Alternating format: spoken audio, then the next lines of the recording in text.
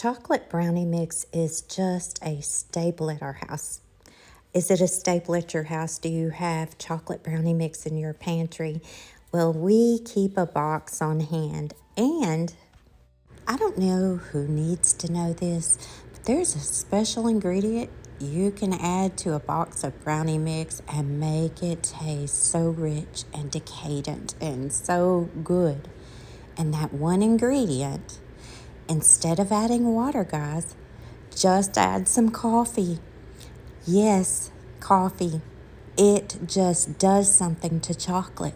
And you can even add this to chocolate cake mixes as well. It just really enhances that chocolate flavor. So the next time you make a chocolate cake or a pan of brownies, give this a try. You won't believe the difference.